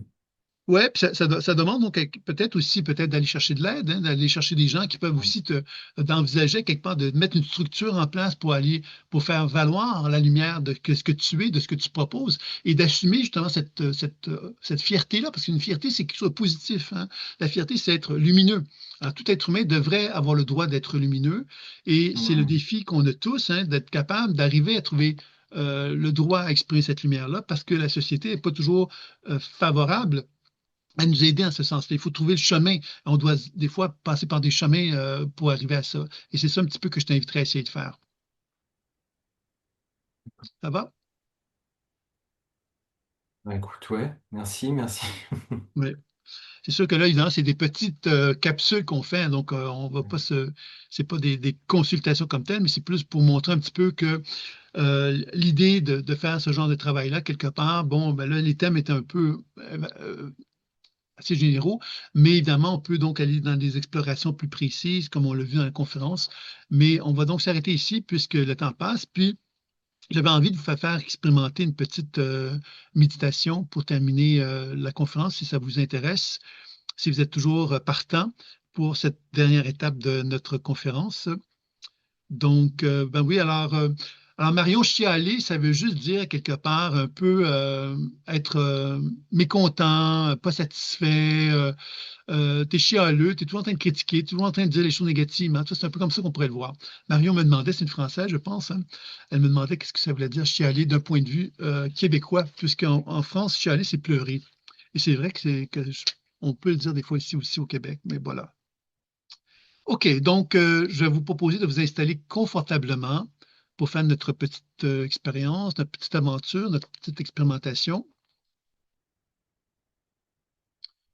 Et donc, de vous installer confortablement, puis vous allez pouvoir justement fermer les yeux, prendre le temps donc de fermer les yeux pour reconnaître justement que votre conscience peut se déplacer déjà dans votre corps. C'est-à-dire que vous pouvez constater que cette conscience-là peut se déplacer de votre cerveau, de votre tête, pour aller simplement poser son attention dans un espace dans votre corps. Un peu comme si elle allait se déposer, se relaxer, se relâcher dans ce corps. Puis que dans cet état de détente, il y a un appel, comme si la planète Terre vous invitait à se relier à elle. Et dans cette position de relaxation, de détente que votre conscience opère, ben vous allez simplement ressentir davantage cette envie de vous relâcher en vous abandonnant à la présence de l'énergie de la Terre. C'est alors que vous allez déplacer votre conscience vers vos deux pieds afin de créer des racines sous la plante de vos deux pieds. Et ces racines vont aller se déposer pour relaxer, relâcher très, très, très profondément dans la terre. Là où se localise de l'énergie de la terre en quantité très, très importante. Et votre conscience va aller bénéficier d'une douche, d'un bain de cette énergie de la terre qui va donc se propager dans les racines en profondeur et qui va remonter, remonter, remonter jusqu'à vos pieds. Et vous allez chercher ici à bien ressentir, bien voir, bien entendre combien cette énergie de la Terre se propage dans vos deux pieds pour bien faire ressentir la présence de vos deux pieds sur le sol, comme si vos deux pieds pouvaient marquer le sol véritablement et que le fait que vos deux pieds marquent le sol vous permet de ressentir encore plus profondément de l'énergie de la Terre, comme si elle pouvait se propager encore plus abondamment dans vos deux pieds et qu'elle pouvait remonter naturellement, sans que vous ayez aucun effort à faire, vers vos chevilles, vos mollets, vos genoux, vos cuisses et vos hanches. Et vous constatez combien cette énergie de la Terre, par sa présence dans vos deux jambes, vous invite à vous tenir debout, à vous assumer, à reconnaître ce désir que vous avez de vous respecter, dans cette idée qu'en se tenant debout, on assume qui on est.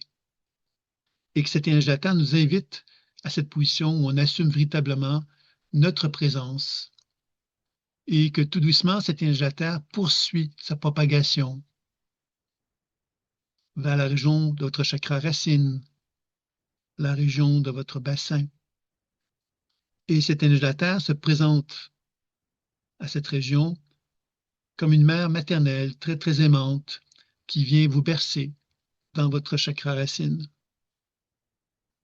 comme si elle voulait vous signifier que vous étiez en sécurité, que vous puissiez vraiment vous abandonner à la présence de cette énergie de la Terre pour qu'elle puisse se propager encore plus abondamment dans toute la région de votre chakra racine.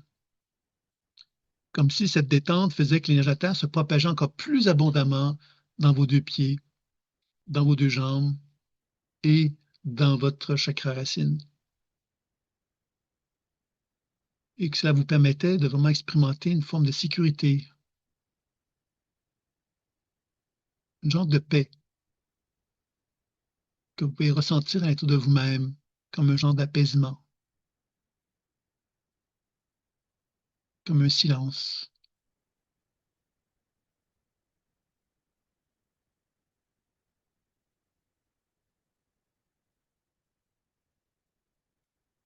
Dans cette tranquillité, ce silence, vous pouvez voir, entendre et ressentir cette présence de l'énergie de la Terre qui se propage vers la région de votre ventre, comme si dans ce silence, dans cette tranquillité, elle venait vous inviter à poser un regard sur vous-même, comme si elle vous invitait à vous regarder, à vous voir à vous entendre, à vous ressentir, comme pour vous accepter tel que vous êtes, un peu comme si vous étiez en mesure de vous prendre dans vos propres bras et de vous donner cette autorisation, de vous dire, voilà, je m'accepte tel que je suis. Et cette acceptation nous permet de reconnaître que nous puissions avoir des qualités, des défauts à l'intérieur de nous-mêmes, que nous pouvons nous aimer ou ne pas nous aimer tant que cela.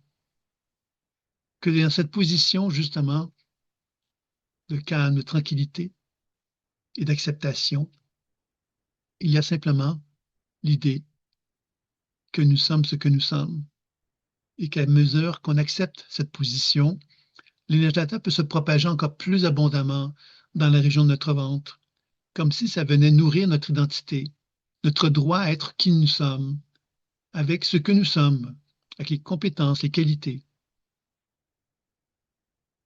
les défauts qui peuvent être présents en nous. Et plus on accepte cela, plus cela nous permet justement de bien ressentir, de bien voir, de bien entendre cette énergie de la Terre qui va maintenant tout doucement se propager vers notre chakra solaire, le troisième chakra, le plexus. Et on cherche à bien ressentir, bien voir, bien entendre cette énergie de la Terre qui va se propager dans cette région avec beaucoup de générosité, beaucoup de puissance, beaucoup de force. Comme si l'énergie de la Terre qui se propageait dans notre chakra solaire nous invitait à reconnaître notre droit à l'existence, notre droit à prendre la place, notre place dans notre vie. Et qu'à mesure que l'énergie de la Terre se propage dans toute la région de notre chakra solaire, on peut ressentir effectivement la profondeur de cette place. On peut constater que nous avons de la présence, que notre énergie semble se densifier, semble finalement s'élargir, comme si notre espace devenait plus grand, comme si nous avions le droit à tout cet espace. Et que cela nous faisait du bien de constater que cet espace est reconnu par nous-mêmes.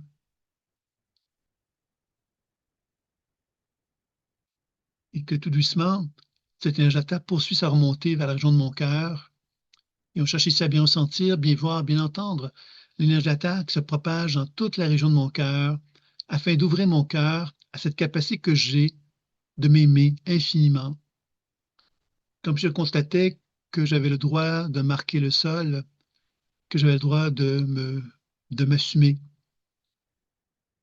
que j'avais le droit donc de me sécuriser, de m'accepter tel que je suis, de prendre la place qui me revient et de m'aimer complètement et totalement dans cette capacité que j'ai de poser ce regard affectif envers moi-même, où ce que je suis est quelque chose de beau, quelque chose de rayonnant, quelque chose de lumineux.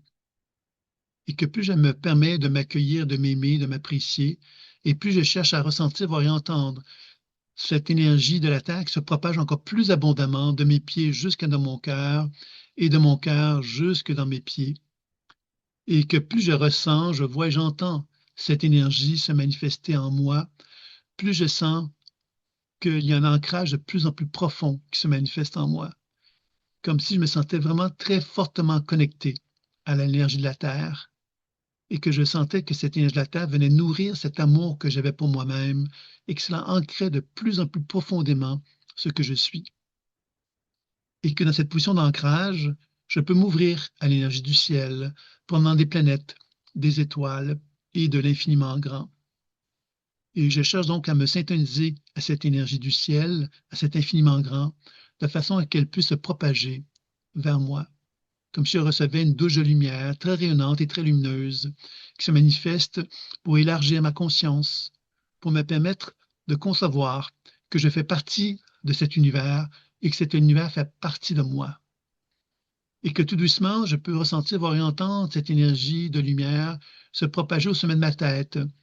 Et c'est comme si cette lumière qui se propageait au sommet de ma tête m'invitait à rentrer dans une colonne d'énergie qui part du sommet de la tête pour remonter très, très, très haut dans le ciel.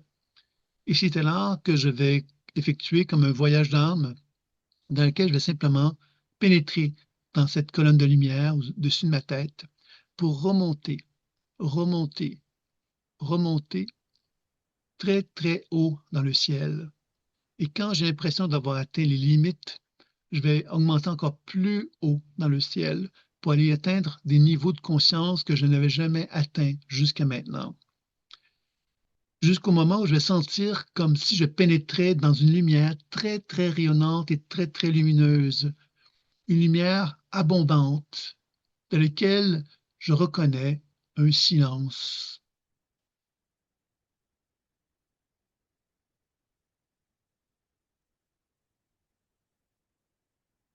Ce silence ne dit mot et en même temps j'ai l'impression qu'il me parle. J'ai l'impression qu'il me fait vibrer. J'ai l'impression qu'il me libère. J'ai le sentiment qu'il me dégage, qu'il m'équilibre, qu'il me donne l'opportunité de constater qu'au fond de moi, il y a une lumière et que cette lumière, je ne la connaissais pas tant que cela. Et que ce silence, cet espace de lumière dans lequel je suis, me révèle cela, me révèle l'essence de ma personne. Comme si j'avais l'impression d'avoir accès à une image de moi qui se voit dans un miroir et je pouvais voir cette essence prendre forme sous mes yeux, sous la forme de sensations, sous la forme de mots, de sons que j'entends. Comme si je me percevais comme dans un état de transformation et de révélation avec moi-même. Et que cette révélation me permettait de sentir à quoi je ressemble quand je suis dans cet état de lumière, quand je suis dans cet état d'équilibre, quand je suis en connexion avec qui je suis, au plus profond de mon être.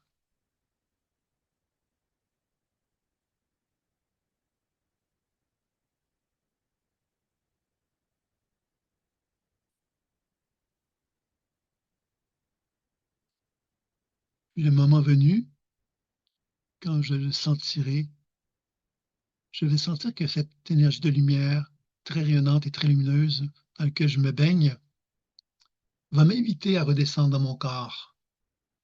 Et je vais redescendre dans cet état de connexion avec mon essence fondamentale, dans cet état de connexion et de transformation que j'ai pu expérimenter, qui me relie à ce silence éternel qui est en moi et qui me rappelle qui je suis vraiment au fond de moi. Et je vais chercher ça à bien ressentir, bien voir et bien entendre cette énergie qui est en moi, qui va redescendre progressivement jusque dans mon corps. Et je vais chercher ça à bien ressentir, bien voir, bien entendre ma conscience qui va se déposer au sommet de ma tête pour tout doucement descendre dans la région de mon chakra frontal, la région de mon cerveau. Et cette conscience va se propager dans cet espace afin d'équilibrer mes deux hémisphères cérébraux, afin que je puisse me voir encore plus profondément dans cette transformation et dans cette connexion avec l'essence réelle de qui je suis. Comme si mon mental se calmait, se tranquillisait, s'immobilisait même pour écouter cette connexion et ce silence, pour me rendre compte d'une forme d'unité, un espace dans lequel il n'y a pas de séparation, il n'y a pas de division, il n'y a que de l'unité. Et que dans cette unité, je peux ressentir, voir et entendre des transformations se faire en moi, comme si je prenais conscience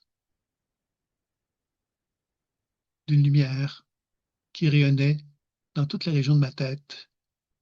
Et cette lumière venait remplir tout mon cerveau d'une nouvelle conscience, d'un nouveau regard, de nouvelles portées en moi. Comme si je me sentais dans un état d'unité. Et cet état d'unité venait se propager dans mes yeux, dans mon nez, dans ma bouche, dans mes oreilles, sur la peau de mon visage, pour venir finalement réveiller tous mes sens, afin que chacun d'eux puisse être porteur de ce sentiment d'unité, de cette expérience de l'unité, dans lequel je fais partie d'un tout, et que ce tout, il est en moi, il n'est pas à l'extérieur de moi. Et comme il est en moi, je suis capable de faire la paix avec lui. Et je le sens effectivement comme une réparation, comme une guérison prendre forme. comme si cette lumière pouvait descendre dans la région de ma gorge afin de calmer l'espace de la parole, afin que le silence puisse se déposer dans ma gorge également, pour constater que dans ce silence, des mots s'élèvent. Ces mots sont créatifs, sont créateurs, sont des mots qui inspirent ma lumière, qui rayonnent qui je suis vraiment. Je ne parle plus pour rien dire, je parle pour dire l'essentiel, pour dire qui je suis vraiment et ce que j'ai envie d'être et de créer vraiment. Je constate qu'à mesure que cette lumière se propage dans ma gorge, c'est un peu comme si tout mon être avait une façon de regarder son énergie différemment, comme si je m'organisais différemment et je me remplissais intérieurement de cette énergie, de cette éternité. Je constatais que j'étais plein et que plus cet état de plénitude se manifestait et plus je ressentais, je voyais, j'entendais cette lumière se propager jusque dans la région de mon cœur, là où déjà l'énergie de la Terre se trouve en quantité importante. Et ces deux énergies vont se mélanger l'une dans l'autre, permettant de créer un soleil rayonnant lumineux dans mon cœur. Ce soleil rayonnant lumineux est l'expression de ma référence intuitive, de cette capacité que j'ai de faire des voyages d'âme, de constater que cette lumière est mon guide et celle avec laquelle je vais pouvoir voyager, découvrir qui je suis, devenir ami avec moi-même et être en connexion avec ce silence, cette éternité, de me laisser déposer ce silence en moi, afin que je puisse ressentir, voir et entendre davantage cette présence, cette richesse, comme si je me retrouvais dans un temple et dans ce temple, il y avait des vibrations très fortes, très puissantes, que je pouvais voir, entendre et ressentir.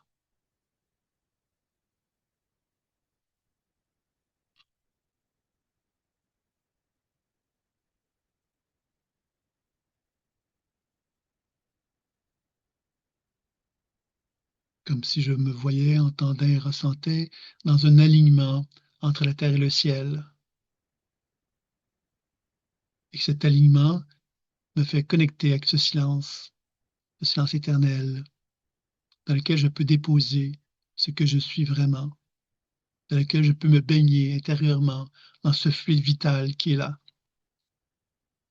Comme si cette baignade me permettait de me nettoyer, de me libérer de tout ce qui n'est plus utile, de m'en libérer pour que je puisse me connecter avec la plus belle version de moi-même, celle qui est là, tout simplement, lorsque je me dénude de ce qui n'est plus utile.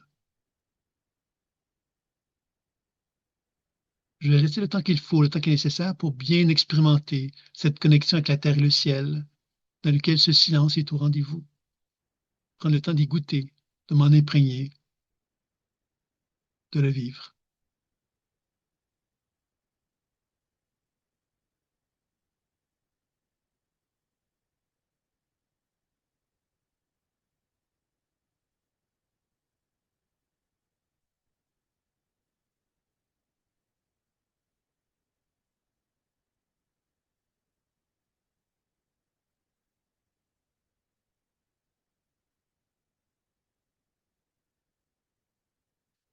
Rester comme cela, le temps qu'il faut, le temps qui est nécessaire pour bien intégrer l'expérience que vous avez vécue.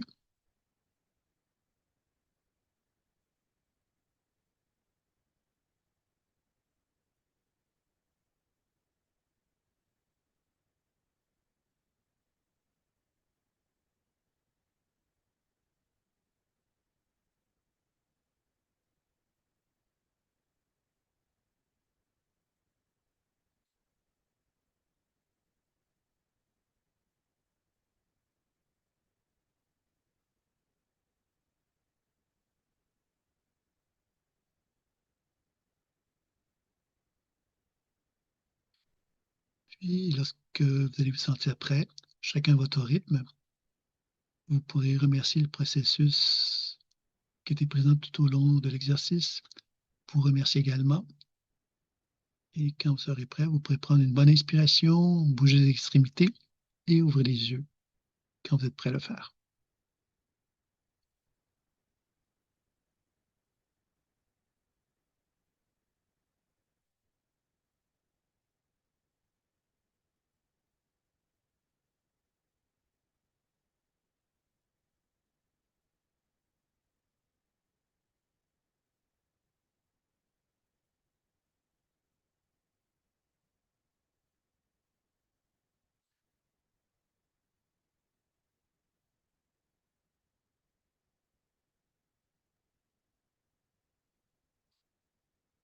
Donc, je pense que tout le monde est un petit peu en train de revenir doucement.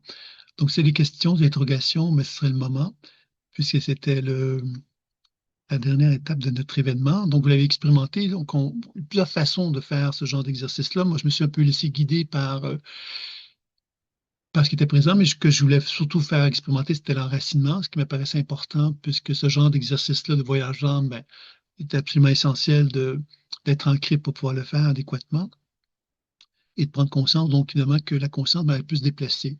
Là, on l'a déplacé dans un contexte où on se connectait avec une énergie très, très haut dans le ciel, qui est une énergie de lumière, qui est un peu notre âme. Donc, c'est un peu l'idée de ce genre d'exercice-là, mais on peut faire des voyages dans d'autres espaces, dans d'autres dimensions. C'est infini, hein, toutes les possibilités de ce type de voyage-là. Donc, s'il y a des questions, des interrogations, ben, n'hésitez pas à me le faire savoir, soit par le chat ou en prenant le micro.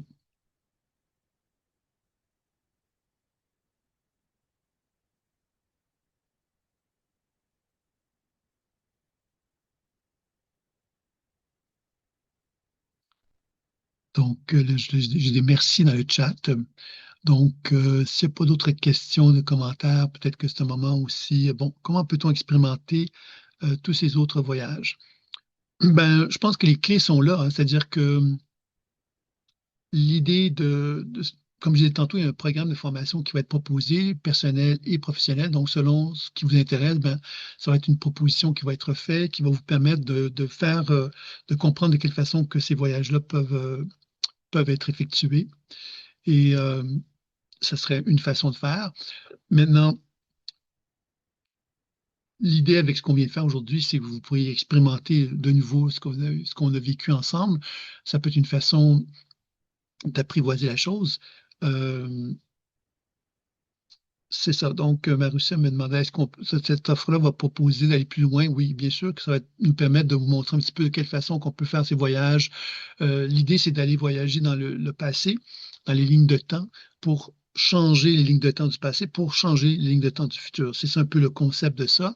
Et évidemment, à travers ça, bien évidemment, donc d'apprendre à voyager dans plusieurs dimensions de nos champs d'expérience possibles. Hein, tantôt, j'ai parlé de l'enfance, des relations interpersonnelles, relations professionnelles. Bon, on peut voyager dans le passé, on a vu toutes les possibilités, et on peut aller dans des thèmes, des domaines de vie associés à notre vie pour faire ces voyages de façon qui deviennent très riches et très, très complets. On peut faire beaucoup de types de voyages comme ceux-là. Et de cette façon-là, la multitude de ces voyages-là m'a fait quelque part qu'on arrive à pouvoir justement développer ce que je disais, cette position où on se sent plus connecté avec nous-mêmes, plus en connexion avec l'éternité, comme je l'appelais tout à l'heure, et être moins donc en réactivité envers l'extérieur. Puis dans ce sens-là, bien évidemment, développer un plus grand bonheur avec nous-mêmes, plus grande qualité de vie, mais aussi être capable donc de comprendre de quelle façon qu'on peut interagir avec ce qui peut être présent en nous à mesure que la vie avance, hein, puisque la vie évolue et change, et puis bien d'être capable d'être constamment en mesure de tendre la main envers ce qui est en nous, plutôt que d'être en réaction inconsciemment avec ce qui est là, puis de finalement porter notre attention vers l'extérieur, puis oublier finalement l'essentiel, qui est de retrouver notre essence. Voilà. C'est ça un petit peu que je pourrais vous dire là-dessus. Donc, si vous voulez bien, je vais donc m'arrêter ici. Vous allez donc avoir le replay, donc soit demain ou après-demain, quelque chose comme ça, ou plus tard. Donc, vous allez pouvoir revivre l'expérience si ça vous dit. Et évidemment, si y a des questions d'interrogation, ben, je suis disponible pour répondre à vos questions concernant ce que vous pouvez avoir comme questionnement. Donc, n'hésitez pas. Et vous allez recevoir donc également des propositions de formation, mais également des gens qui seraient intéressés à faire des lectures d'âme en groupe et des soins, lectures d'âme et soins en groupe. Il y aura une proposition qui sera faite aussi à ce sujet-là. Donc, s'il y a quelque chose qui vous intéresse, ben, vous me faites signe. Merci pour cette belle expérience. J'ai toujours fasciné par la résonance des sessions de groupe. Merci Ingrid. Donc voilà, je vais vous souhaiter une belle fin de soirée pour les gens qui sont en Europe ou ailleurs, mais où on se retrouve en soirée. Et puis pour les gens qui sont au Québec, ben, j'ai une belle fin d'après-midi. Je vous dis à très bientôt. Au revoir à tous.